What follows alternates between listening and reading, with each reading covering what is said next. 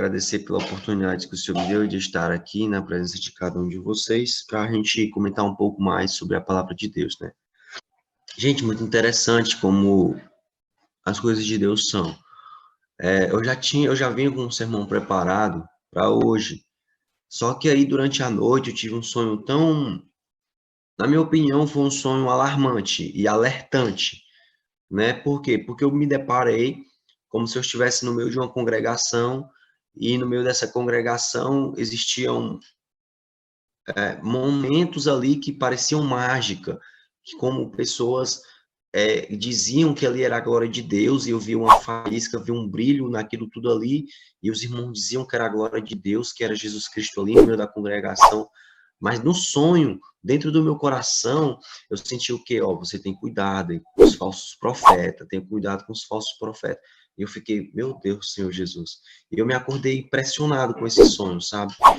E em relação a isso, eu vi o Espírito Santo, enquanto vocês conversavam, enquanto vocês oravam uns pelos outros, o Espírito Santo veio me dando uma nova palavra, né? E eu peço a vocês que vocês abram a Bíblia de vocês em Mateus 24, por favor. A partir do verso 3, vamos começar no verso 3. O verso 3 diz assim, ó: No Monte das Oliveiras, achava-se Jesus assentado. Quando se aproximaram dele os discípulos, em particular, e lhe pediram: Dize-nos, quando sucederão estas coisas, e que sinal haverá de tua vinda e da consumação do século? Verso 8. Porém, tudo isto é o princípio das dores. Então sereis atribulados, e vos matarão, e sereis odiados de todas as nações por causa do meu nome. Verso 10. Nesse tempo, muitos hão de se escandalizar, trair e odiar uns aos outros. Versículo 11. Levantar-se-ão muitos falsos profetas e enganarão a muitos. Aqui eu quero dar início à oratória dessa palavra, que nos mostra, depois de um destrinchar de Jesus Cristo com os seus discípulos, depois de Jesus Cristo mostrar ali alguns sinais que aconteceriam antes da consumação do século, ou seja, antes da sua volta,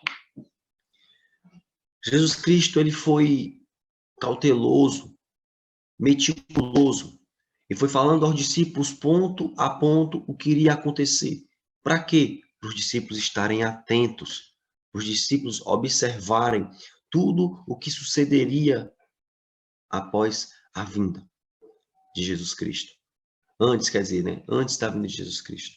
Porque nós temos que entender que os acontecimentos que darão cabo antes da vinda de Jesus Cristo, eles servem como uma sirene, demonstrando que os seus discípulos, que os seus filhos, que os seus servos devem estar atentos para os sinais, para o alerta da sirene de Deus, que é o quê? Os momentos que sucederão à volta de Jesus Cristo. Certo? Vamos agora, mais à frente, o verso 26 e o 27, por favor. Olha só, vamos começar no 25. Olha só o que a palavra de Deus diz. Mateus 24, 26 e 27. A partir do 25. Vede que vos tenho predito, ou seja, Jesus está dizendo, olha, eu tenho dito para vocês antes de acontecer. Verso 26. Portanto, se vos disserem, eis que ele está no deserto, não saiais.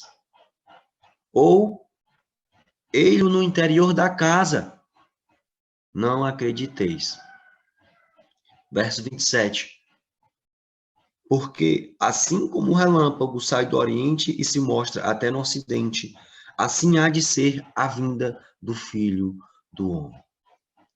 Igreja, eu preciso que todos nós paremos para refletir, observar tudo que está acontecendo à nossa volta. Muitas pessoas dizem assim, Ariel, quando eu converso sobre esses assuntos com outras pessoas, elas dizem assim, Ariel, mas tudo isso aí sempre aconteceu, desde Da época da minha avó, do meu avô, do meu pai, sempre essas coisas aconteceram. Sim, verdade, sempre aconteceram. Mas não com a frequência que acontece hoje. Alguns dias atrás, o Papa, ele foi para a COP27. A COP27, ela é uma reunião mundial sobre a climatologia do planeta, sobre o meio ambiente, onde todos os líderes mundiais se reúnem para buscar uma solução para os problemas que a Terra está apresentando.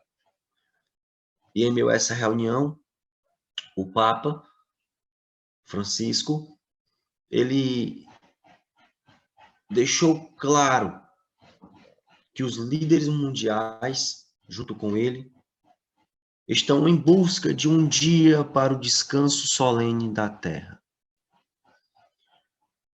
E após o sonho que eu tive hoje à noite, um sonho que me deixou muito impressionado, creio muito eu que seja o Espírito Santo de Deus, me mostrou que muitos falsos profetas começarão a se levantar, demonstrando sinais e prodígios.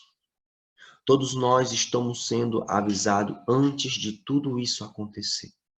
Jesus Cristo, mediante a sua palavra, no verso 25, ele disse: vede que vos tenho predito.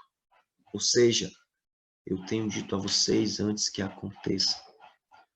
Nós acabamos de ler que nos últimos dias se levantaram falsos cristos e muitos falsos profetas, dizendo: eu sou o Cristo. E nós temos visto hoje muitos e muitos profetas blasfemando e derrubando por terra toda a verdade de Deus para as nossas vidas. A segunda vinda de Jesus Cristo é um dos ensinamentos mais difundidos de toda a Bíblia. É a esperança de todas as eras. Será na segunda vinda que Jesus terminará a obra que começou em sua encarnação, crucificação e ressurreição. Somente nesta ocasião, os seres humanos serão completamente salvos do pecado e de sua influência. É somente com a vinda de Jesus Cristo que nós seremos de um todo transladados. A gente tem que parar para analisar que o momento que a gente vive hoje é o juízo investigativo. Que em certo momento, a porta da graça se fechará e os que estão salvos vão permanecer sendo salvos. Os que estão santos vão continuar a se santificar. Os puros vão continuar a demonstrar a sua pureza. E os ímpios vão continuar perdidos.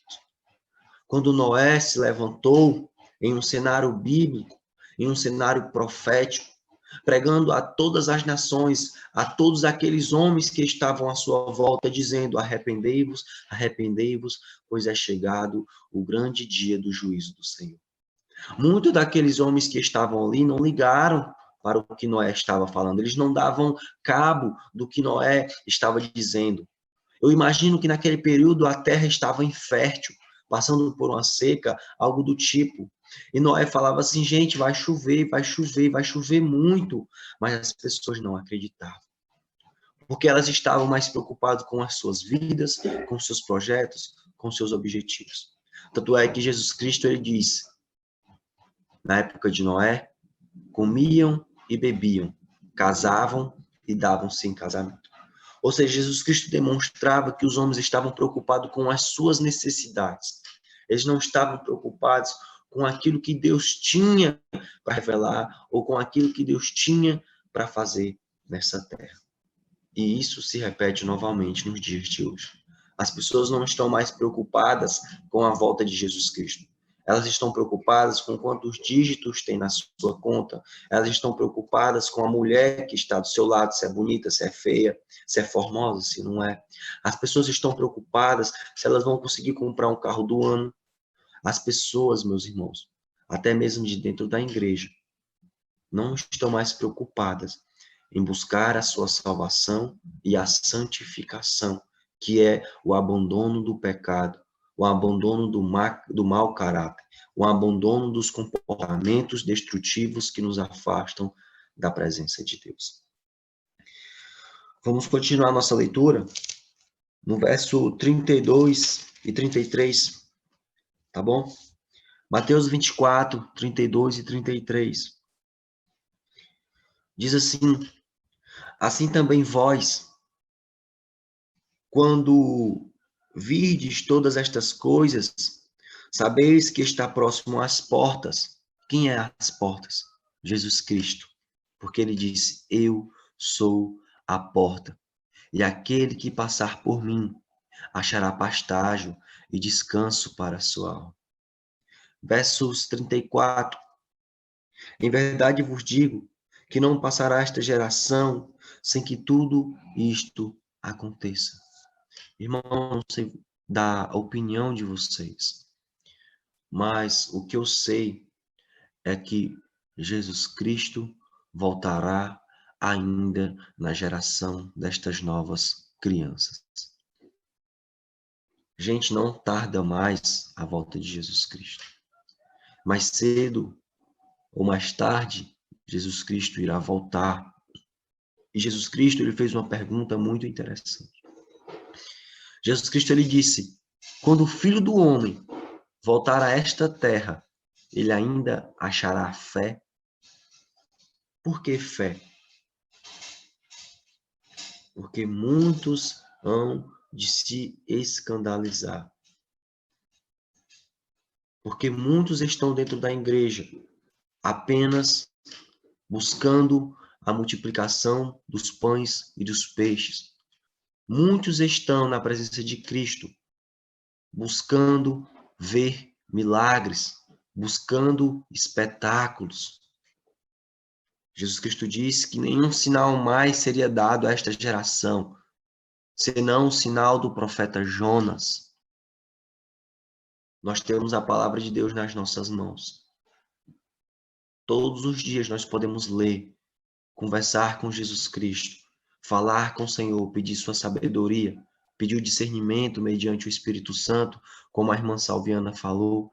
Todos os dias, quando nós despertamos, tomando as palavras da minha irmã Salviana, nós podemos pedir o batismo do Espírito Santo, porque é esse Espírito divino e celestial que vai nos orientar e nos despertar para os enganos astutos e armadilhas sigilosas de Satanás.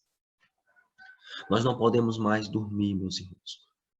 Nós precisamos acordar, olhar para tudo que está acontecendo à nossa volta e ver e observar o quão perto está o Senhor Jesus Cristo, o nosso Salvador.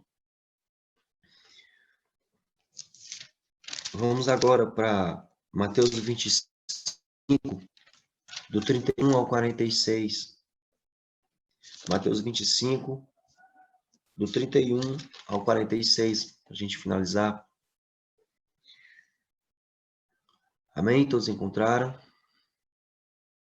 Diz assim a palavra do Senhor: quando vier o Filho do Homem, na sua majestade, e todos os anjos com ele, então se assentará no trono da sua glória, e todas as nações serão reunidas em sua presença, e ele separará uns dos outros, como o pastor separa dos cabritos as ovelhas, e porá as ovelhas à sua direita, mas os cabritos à esquerda. Então dirá o rei aos que estiverem à sua direita: vinde, benditos de meu Pai, entrai na posse do reino que vos está preparada desde a fundação do mundo.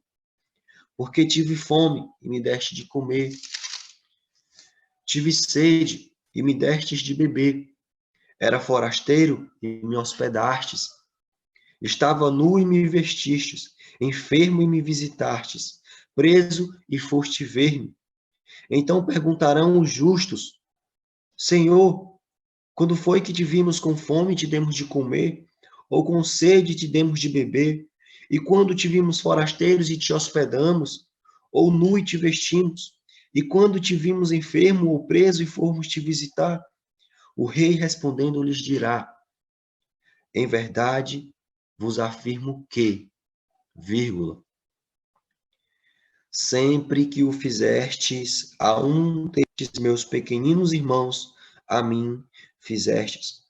Então o rei dirá também aos que vos estiverem à sua esquerda: Apartai-vos de mim, malditos, para o fogo eterno, preparado para o diabo e seus anjos. Porque tive fome e não me deste de comer, tive sede e não me deste de beber. Sendo forasteiro, não me hospedaste, estando nu, não me vestistes. Achando-me enfermo e preso, não foste ver-me. Forasteiro, nu e preso, não te assisti. Aliás, achando-me enfermo e preso, não foste ver-me. Verso 44. E lhes perguntarão: Senhor, quando foi que te vimos com fome, com sede, forasteiro, nu, enfermo ou preso, e não te assistimos? Então lhe responderá: Em verdade vos digo que, sempre que o deixaste de fazer a um destes mais pequeninos, a mim o deixastes de fazer. Ponto. Por aqui eu quero falar para vocês, meus irmãos. Irmãos, todos vocês que estão aqui assistindo esse sermão neste momento.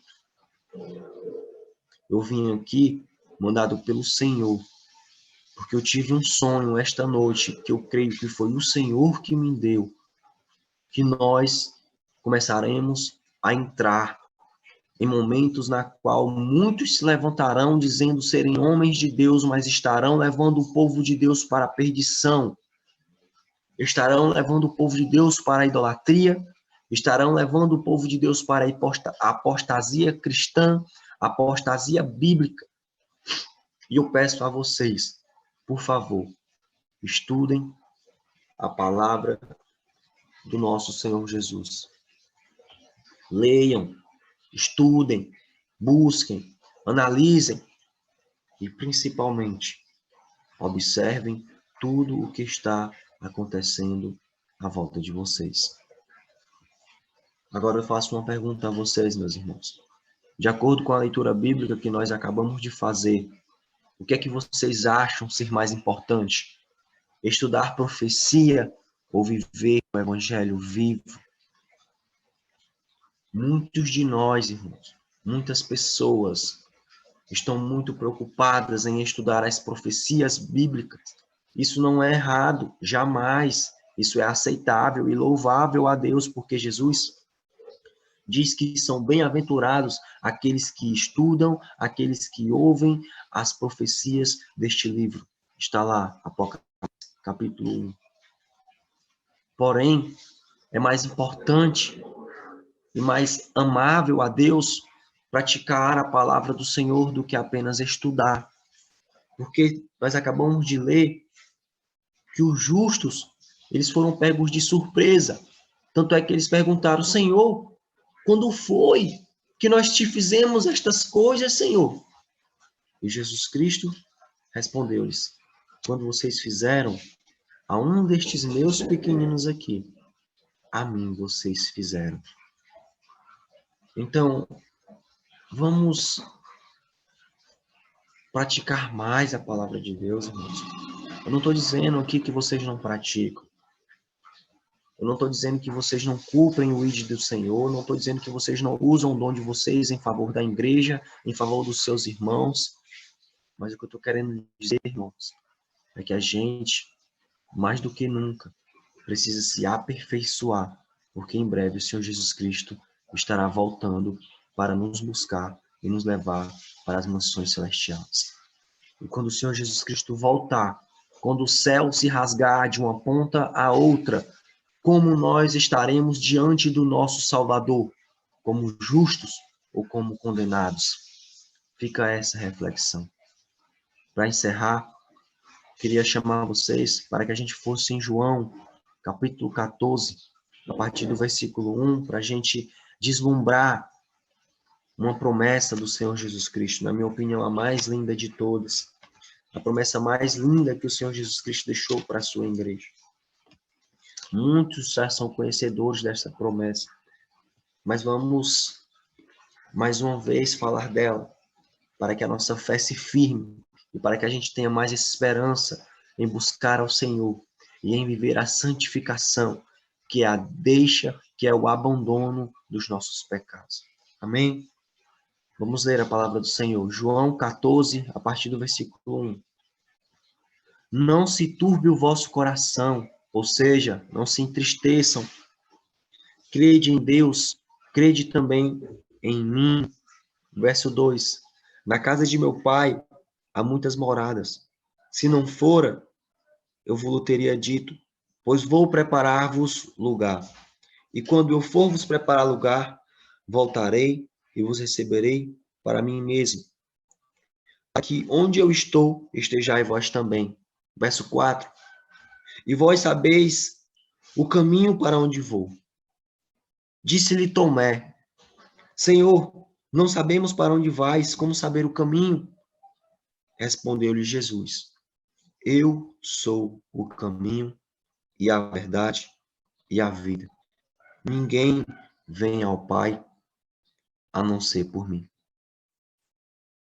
Meus irmãos, Jesus Cristo, neste momento, ele está no terceiro compartimento do santuário celestial, no Santo dos Santos, clamando e intercedendo pelas nossas vidas e pela vida dos justos que já morreram na presença do Senhor. Então, a nós hoje, cabe mais buscar a presença do Senhor Jesus Cristo, pedir a transformação mediante o seu Espírito Santo e viver a santificação em Deus, do que a gente se preocupar com outras coisas. Não estou dizendo que as coisas seculares, ainda aqui desta terra, não fazem sentido, porque fazem, porque nós necessitamos dela para sobreviver. Mas o que eu estou querendo dizer, para encerrar, é que nós temos hoje, mais do que nunca, buscar a face do Senhor Jesus, porque é somente pelo sangue de Cristo que nós seremos transformados. Posso fazer uma oração com vocês? Amém? Oremos. Soberano Deus e eterno Pai, Senhor Jesus Cristo, de infinita glória, graça e poder. Senhor meu Deus, neste momento, Pai, eu quero te pedir, Pai, por favor, Senhor, pelas tuas misericórdias e pela tua graça, Senhor. Nos ajuda, Senhor Jesus Cristo, hoje, a vivermos a tua santificação. Por favor, Senhor Jesus, nos ajuda, Senhor, a abandonar os nossos pecados, aquele pecado acariciado, Senhor, que nós temos, que nos afasta de ti, Senhor. Por favor, Senhor, nos ajuda, Senhor Jesus Cristo, a cada dia mais estarmos mais próximos de ti, Senhor. Nos ajuda, Senhor Jesus Cristo, a cada dia mais praticarmos mais e mais a tua palavra, Senhor. Senhor Jesus Cristo, o tempo está se fechando, Pai. E a cada dia que passa, Senhor, nós estamos mais perto, Senhor Jesus Cristo, do final do tempo de graça. Senhor Jesus Cristo, eu te entrego nas tuas mãos a vida destes participantes. Senhor Jesus Cristo, eu entrego nas tuas mãos a igreja, o remanescente que ainda está nesta terra. Eu entrego nas tuas mãos, Senhor Jesus Cristo, aqueles que ainda irão ser alcançados pela tua graça e misericórdia e verdade, Senhor. Senhor Jesus Cristo, eu te peço pela tua igreja mundialmente, Pai, para que todos os homens e mulheres que estão no mundo afora, Senhor, pregando a tua palavra, cantando a tua mensagem, sejam instrumentos da tua salvação, para que outros venham para o teu reino de salvação. Quanto a nós, Senhor Jesus Cristo, nos capacita a cada dia mais, Senhor, para levar a tua palavra e para viver o teu santo e verdadeiro evangelho. Que a gente possa viver a tua palavra nas nossas vidas, Deus, e não apenas na nossa boca. Que a gente possa ter, Senhor Jesus Cristo, a nossa vida entregue à tua vontade e aos teus propósitos. Por favor, Pai, nos protege neste novo dia. Nos guarda de todas as estratégias e armadilhas de Satanás. E que o Senhor vá à frente, Pai, nos protegendo de todo o mal. Em nome de Jesus. Amém